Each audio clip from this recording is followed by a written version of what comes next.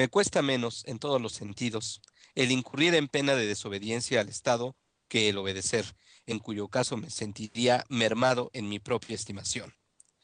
Esta frase es de Henry David Thoreau y con ella empezamos Sincronía en esta fría noche. Bienvenidos.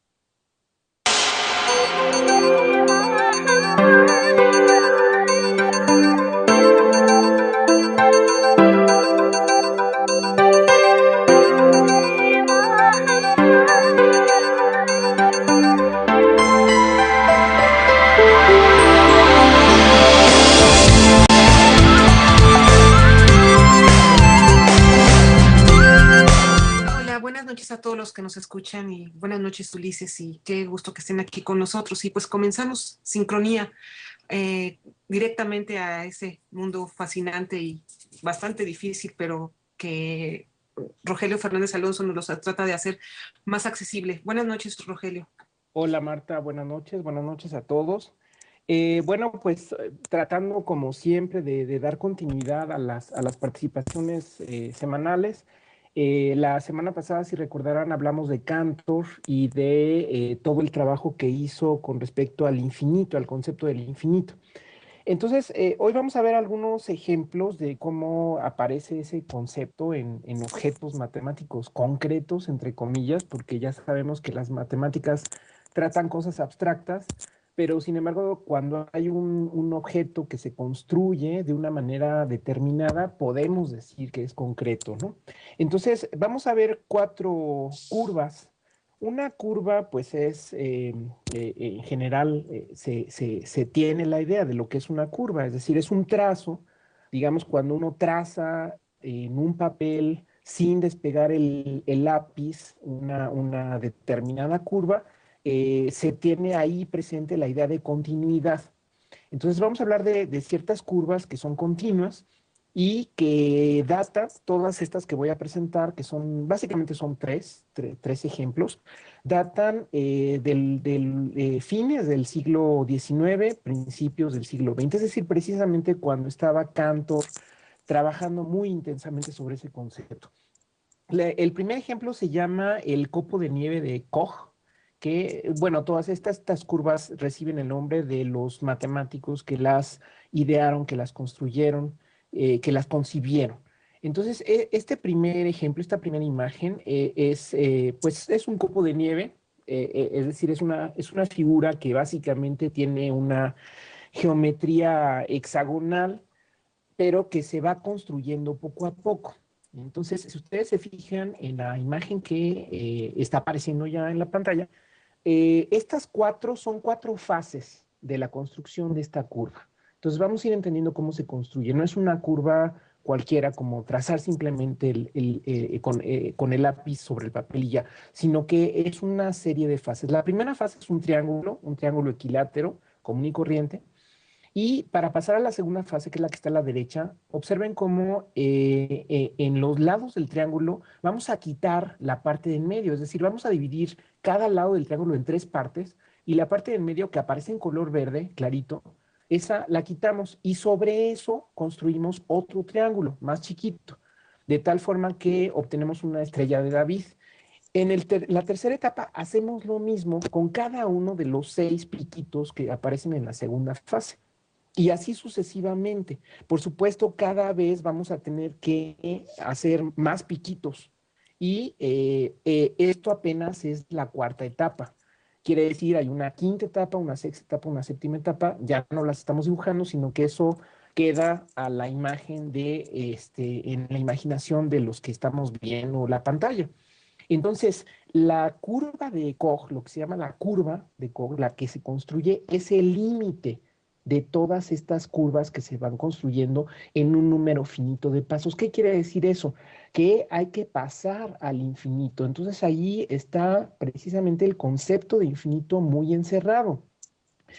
Ok, entonces esta curva resulta que tiene una longitud infinita, es decir, se necesita, si conseguimos el borde de la curva ya construida hacia el final, que no se puede dibujar, sino simplemente imaginar como resultado de ese límite, si concebimos ese borde como un hilo, resulta que la longitud que necesitamos es infinita.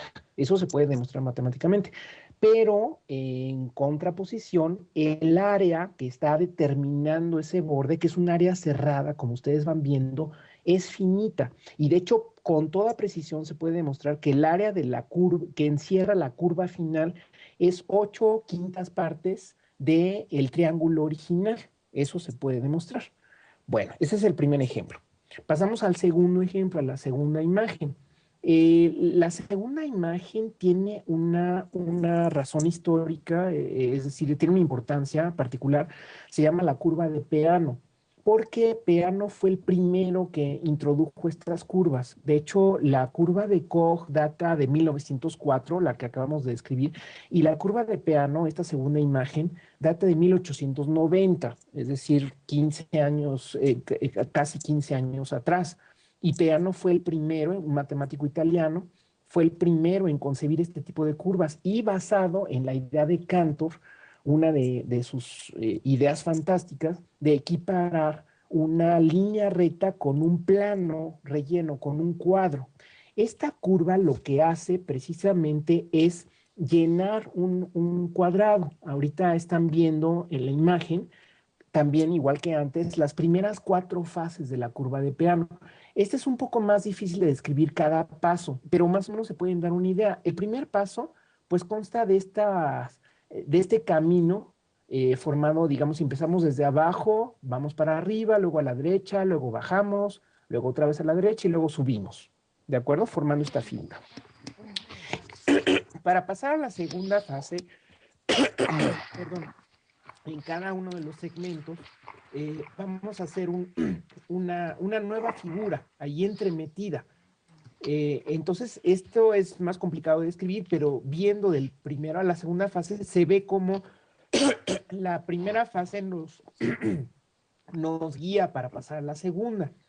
Y en la segunda fase se dibujan ciertos arcos rectangulares, vamos a decirlo así, entre toda la curva. En cada uno de los arcos rectangulares vamos a hacer el mismo paso que hicimos para pasar a la tercera fase. Se aprieta más la curva y luego en la cuarta fase, que es la que está hasta abajo a la derecha, se aprieta mucho más. Esto es una curva que llena, a final de cuentas, en el límite, todo el cuadrado. Entonces, eso demuestra, según las ideas de Cantor, que la línea infinita, porque es una longitud infinita también la que se tiene ahí, es equiparable con un cuadrado que tiene una superficie, una cierta superficie. Por eso este tipo de curvas se llaman curvas de Peano, porque él fue el que las introdujo, pero también se llaman curvas que llenan el plano o incluso el espacio, como vamos a ver. Pasamos al tercer ejemplo. En el tercer caso tenemos la curva de Hilbert. Hilbert fue también todos estos son matemáticos de primer nivel en la historia de las matemáticas. Aquí se puede ver también la figura en las primeras 6 fases. Vean cómo es la misma idea, pasar de una fase a otra. Ahí se tiene, digamos, un arco rectangular. Sobre el arco rectangular hacemos algo que es dibujar otros arcos rectangulares, formando una figura más elaborada. Y en cada uno de los arcos rectangulares que van apareciendo hacemos lo mismo, entre comillas, pero lo tenemos que hacer más veces y la curva se aprieta cada vez más y en el límite llena absolutamente todo el cuadrado. Ese es otro tipo de curva que llenan el cuadrado, pero también llenan el espacio. En la cuarta figura, cuarta y última figura, esta que vamos a ver es la versión tridimensional de la anterior. Entonces, todas estas curvas, por cierto, las pueden buscar en Wikipedia con estos nombres que estoy dando por si quieren estudiarlas más a fondo y ver algunas variantes.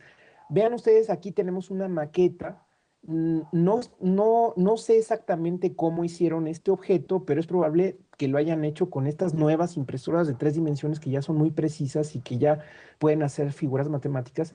Vean ustedes cómo con la misma idea de la curva de Hilbert plana, se está construyendo una curva en 3 dimensiones que poco a poco va llenando de manera continua y sin despegar, digamos, el lápiz, entre comillas, va llenando todo un cubo.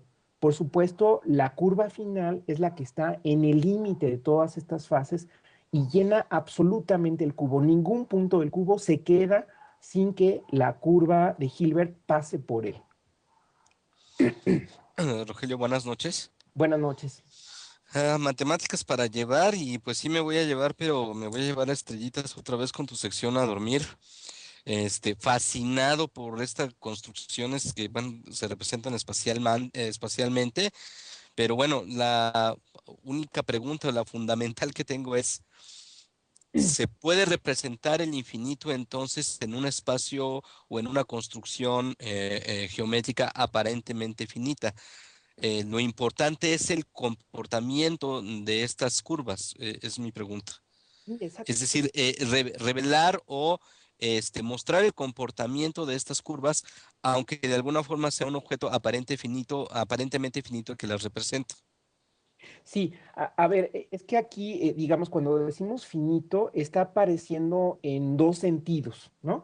El primer sentido del concepto de finito es el espacio que está englobando la curva. Por ejemplo, en esta última imagen, el Ujú, espacio es un cuadrado, podemos decir que es finito porque es algo que podemos envolver de una manera, concreta, ¿no? Entonces, ujú. está apareciendo el concepto de finito.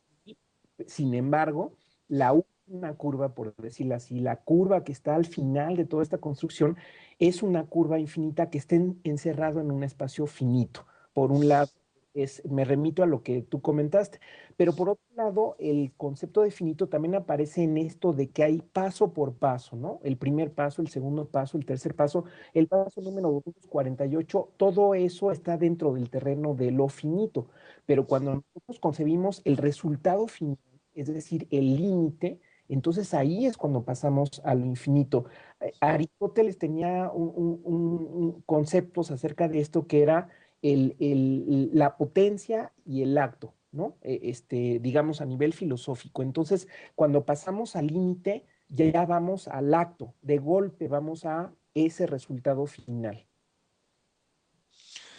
El límite también es un concepto matemático que ya en sí tiene bastante peso, ¿no, Rogelio?